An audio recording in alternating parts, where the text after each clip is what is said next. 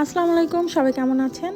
নতুন আরেকটা দিন শুরু করলাম। আজকে সকালবেলা মেয়েকে নিয়ে যাচ্ছি স্কুলে। ওর স্কুল যেহেতু সকাল ৮টায় শুরু হয়, তো বাসা থেকে একটু আর্লি আমাদের বের হতে হয়। স্কুলে যেতে একটু সময় লাগে, কারণ এই সময় রাস্তায় একটু ট্রাফিক থাকে। ট্রাফিক মানে একটু রাস্তায় গাড়ি চলাচল বেশি থাকে, যেহেতু অফিস আওয়ার। তারপর যাদের বাচ্চারা স্কুলে যায় তাদেরকেও রাস্তায় বের হতে হয়, তো এই কারণেই আর কি সকাল সকাল বাসা থেকে একটু বের হয়ে গিয়েছিলাম। ৮টার মধ্যে স্কুলে পৌঁছাতে হয়। তো ওকে স্কুলে দিয়ে বাসায় এসে একটু গাছপালায় পানি দিলাম। আমার মরিচ গাছে মরিচ হয়েছে। আমি আমার জীবনে প্রথমবার একটু শাকসবজি চারা গাছ লাগিয়েছি, খুবই ভালো লাগে দেখতে। নিউ ইয়র্ক থেকে এসে দেখেছিলাম গাছগুলো একদম পানির অভাবে শুকিয়ে যাচ্ছিল, পানি দেওয়া হয়নি কয়েকদিন। তো পানি দেওয়ার পর দেখলাম এই টমেটো গাছে ফুল এসেছে, মরিচ গাছগুলোতে মরিচগুলো একদম তরতরিয়ে বড় হয়ে যাচ্ছে, অন্য গাছগুলোও বড় হয়ে যাচ্ছে, টমেটো গাছেও ফুল এসেছে।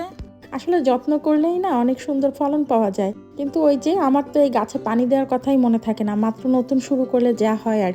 তো এই গাছগুলোকে একটু বড় টবের মধ্যে দিতে হবে।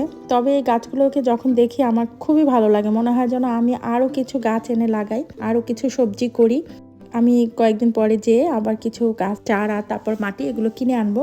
এখন তো এখানে স্প্রিং মৌসুম, মানে বসন্তকাল। হোম ডিপোতে বা যেখানে এই মাটিগুলো বিক্রি হয় সেসব জায়গাতে অনেক সেল চলে, অনেক কম দামের মধ্যে মাটি, সার, গাছপালা, বীজ এগুলো সব পাওয়া যায়। তো বাসায় এসে দেখলাম মুরগি আনা হয়েছে। এই মুরগিগুলো একটা ফার্ম থেকে আনা হয়েছে। এখানে মুরগির কিন্তু অনেক ভ্যারাইটি আছে বিক্রির জন্য। এই মুরগিটার টেস্ট একদম অনেক মজার। আমাদের দেশে যেমন আমরা একটা মুরগি খেয়ে অভ্যস্ত, দেশি মুরগি, ওইটা তো কোথাও পাওয়া যাবে না। তবে এই মুরগিটা খেতে অনেক মজার।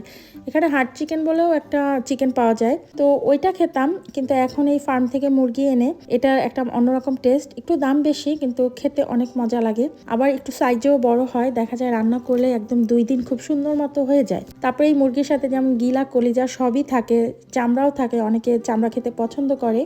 দামটাও আবার একটু বেশি রাখে, যেমন দোকানে একরকম দাম থাকে, ফার্ম থেকে মুরগি আনলে সেই মুরগিটার দাম একটু বেশি থাকে, তবে খেতে অনেক টেস্ট আর কি।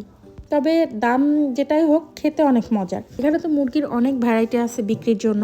আস্ত মুরগি যেমন পাওয়া যায় এখানকার দোকানগুলোতে, আমেরিকান বলেন, বাঙালি, ইন্ডিয়ান দোকানগুলোতে, তেমনি আলাদা আলাদা করেও মুরগির পিসগুলো পাওয়া যায়। পাখনা, পা, লেগ পিস, থাই পিস, গিলা, কলিজা সব আলাদা বিক্রি করে, এখানে যার যেটা প্রয়োজন হয়। আবার রেস্টুরেন্ট ডিপো সহ অন্যান্য বাঙালি, ইন্ডিয়ান দোকানগুলোতে আস্ত মুরগিগুলো এক একটা বক্সে বিক্রি করে, প্রায় 40টার মতো আস্ত মুরগি থাকে। তো ওই মুরগিগুলো মাঝে মধ্যে কেনা হয়। তবে হালাল মুরগিগুলো দেখা যায় রেস্টুরেন্ট ডিপো, ইন্ডিয়ান, বাঙালি দোকানগুলোতেই পাওয়া যায়।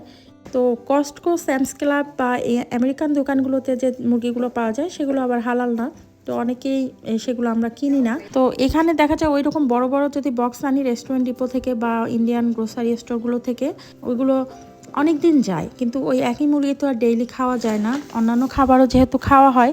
তো ওই বড় বড় বক্সগুলো দেখা যায় বাসায় যদি মেহমান আসে বা কোনো দাওয়াত পার্টি থাকে তখন সেগুলো কেনা হয়। মাঝে মধ্যে রেস্টুরেন্ট ডিপো থেকে বড় চিকেনের বক্সটা আনা হয়। তবে যেখানে যেমন আর কি, এখন এখানে এইভাবেই মুরগি পাওয়া যায়, তো আমাদের এইভাবেই কিনতে হয়। আর দেশি মুরগির যে টেস্ট সেটা তো আসলে কোথাওই পাওয়া যাবে না, সেটা একমাত্র বাংলাদেশেই পাওয়া সম্ভব। এখানে হার্ড চিকেন বলেও একটা চিকেন পাওয়া যায়, ওইটাও একটু খেতে ভালো লাগে। তবে ওই যে মানিয়ে নেওয়া আর কি, না পেলে কত কি যে ট্রাই করতে হয়, চেষ্টা করতে হয়, খাওয়ার জন্য বানাতে হয়, অনেক মশলা দিতে হয়, একটু সুন্দর করে কষিয়ে রান্না করতে হয়, মানে খাবারটা যাতে মজা হয় সেরকম ভাবে করতে হয়। তো আমার মাংস কাটা প্রায় শেষ হয়ে গেছে, ঘড়িতে প্রায় 1:30 বাজে। আমার মেয়েকে আনতে যেতে হবে, ঝটপট করে আমি মুরগিটাকে একদম রেডি করে চুলায় চড়িয়ে দিচ্ছিলাম। রেগুলার যে মশলাগুলো সেগুলো দিয়েই মুরগি রান্না করা, এইসব মশলা তো আমাদের নিত্যদিনের মশলাপাতি। আর এই মুরগি বলেন বা গরুর মাংস বলেন, এইগুলো রান্নায় আমি আসলে ঘরের যে গরম মশলাটা আছে, একটু এলাচ, দারচিনি, তেজপাতা, এগুলোকে একটু গ্রাইন্ড করে নেই। আস্ত এগুলো যদি খাবারের সময় মুখে লাগে তখন আবার দেখা যায় আমার ছেলে খেতে চায় না। ছেলে মেয়ে যেই বলেন, বড় ছোট, আসলে ওই জিনিসগুলো মুখে লাগলে কেমন যেন খাবারটা একটু অন্যরকম বিস্বাদ হয়ে যায়। তো একটু গ্রাইন্ড করে দিচ্ছিলাম, আর রেগুলার যে হলুদ, মরিচ, ধনিয়া, জিরা এসব দিয়েই মাংসটা আর কি রান্না করে নেব, একটু মাখা মাখা করব।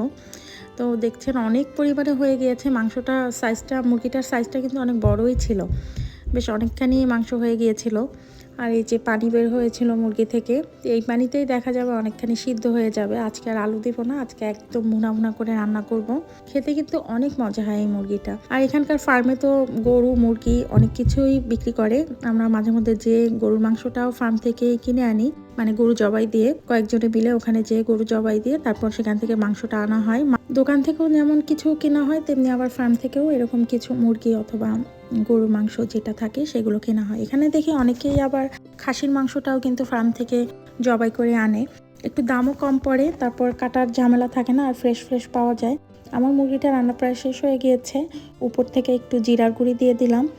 আর এই টালা জিরার গন্ধটা এত সুন্দর আসে মাংস রান্না করলে, তার উপর যদি রান্না শেষে একটু দিয়ে ঢেকে দেওয়া হয়, খুবই সুন্দর একটা ঘ্রাণ আসে। আর এই যে ডাবগুলো দেখছেন, এই ডাবগুলো আমার এক ফ্রেন্ডের কাছে, সে আমার জন্য নিয়ে এসেছিল।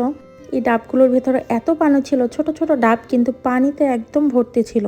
তো কয়েকটা ডাবে ভিতরের সাদা শ্বাস হয়নি, মানে একদম কচি ডাব ছিল, আর কয়েকটা ডাবে আর কি ভিতরের শ্বাসটা হয়েছিল। পানিটা খুব বেশি মিষ্টি না হলেও ডাবের পানি তো অনেক বেশি স্বাস্থ্যকর, অনেক ভালো। আর এখানে যেহেতু এরকম গাছে ডাব পাওয়া যায়, তো একদম ফ্রেশ ফ্রেশ ডাব খাওয়া হয় বেশিরভাগই। আবার কেনা ডাবের পানিও তো এখানে পাওয়া যায়। আমেরিকানরা তো আর আমাদের মতো এরকম ডাব কেটে খায় না, তারা ঠিকই ওই কেনা ডাবের পানিগুলোই খায়, গ্যাটোরেড বা কোকোনাট ওয়াটার। এই যে গরম আসছে, এখন তো দেখা যাবে দোকানপাটগুলোতে এই কোকোনাট ওয়াটার তারপর গ্যাটোরেড ওয়াটারগুলো খুবই চলে, মানে প্রচুর পরিমাণে এরা এগুলো খায়। আমাদের বাংলাদেশে যেমন স্যালাইনটা খাওয়া হয়, তো তারা আবার এই যে গ্যাটোরেড ওয়াটার এগুলো খুব কিনে খায় বিভিন্ন ফ্লেভারের। তো এই যে ডাবের ভিতরে সুন্দর সাদা শ্বাস হচ্ছিল। আমার কাছে ডাবের পানি থেকে এই ডাবের এই শ্বাসটা খেতে খুব ভালো লাগে, মিষ্টি লাগে, ভালো লাগে। ডাবের পানিটা কেমন যে লবণ লবণ একটু নোনতা, তো ডাবের পানি থেকে এই শ্বাসটা বেশি মজার। আবার কিছু ডাবে কিন্তু পানি অনেক মিষ্টি হয়, যেমন আরেকটু যদি একটু বড় হতো দেখা যেত এই ডাবের পানিটাই অনেক মিষ্টি হতো। যেহেতু ছোট ডাব, তো পানিটাও একটু ওই রকম আর কি, কচি ডাবের পানি যেরকম হয়। সারাদিন কাজের পর বাইরে একটু বের হয়েছিলাম, সন্ধ্যা হয়ে গিয়েছে, বাইরে তেমন লোকজন কেউই নেই। আমি একটু হাঁটতে বের হয়েছিলাম, ওই যে পাশে ওই সাইডে একটা পার্ক আছে, ওখানে দেখা যায় বাচ্চারা খেলাধুলা করে, তো আমি সামনে দিয়ে একটু হাঁটলাম। সবাই ভালো থাকবেন, আবার একটা ব্লগে দেখা হবে। আল্লাহ হাফিজ।